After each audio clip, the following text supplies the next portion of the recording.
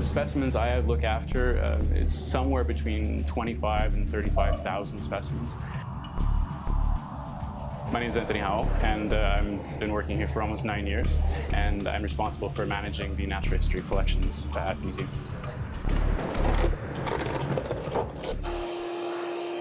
Specimens on display, if they're not cleaned, they just get covered in dust. A specimen that is covered in dust releases dust into the air, and it makes the environment where the specimens are kind of unpleasant for the people to come and see. Mostly we're taking out dust when we clean with a HEPA filter vacuum, but for some of the older specimens, the way that they were preserved a long time ago, some materials can be kind of hazardous in the skin, which can make its way into the fur. This one will be a little harder because the fur is it's so thick, right? So dust has lots of opportunity to make its way into the coat compared to the wolf that's extremely soft. So when I clean the bird specimens, the feathers are actually a little bit more delicate than mammal fur is, and so I pass the electrical current going into the HEPA filter vacuum through a generator that just reduces the amount of power going into the vacuum and allowed me to control how much suction I was using.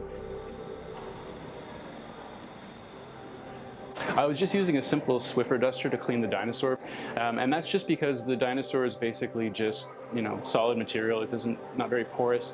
It just has surface dust, which is easily cleaned off, as well as cobwebs. I learned what I have to do at a museum mostly by following the lead of other professionals in the field. I've done some professional training as well, but all in all, it's a lot of job shadowing and a lot of learning by doing, a lot of practice. I'd have to say the biggest enemy to maintaining collections in this museum is moisture. Water is such a terrible thing when it comes to cleaning specimens, because once it gets in, it's very difficult to get out and it can cause all kinds of damage. What I look most forward to cleaning at the museum is probably the African mammal exhibit specimens that we have between the second and third floors. There's a large gorilla specimen that just cracks me up every time I have to clean it. And there's a large leopard specimen also in the same area. That's a whole lot of fun to clean. Once they're dusted off and cleaned, the colors really kind of shine through, and it's nice, it feels satisfying.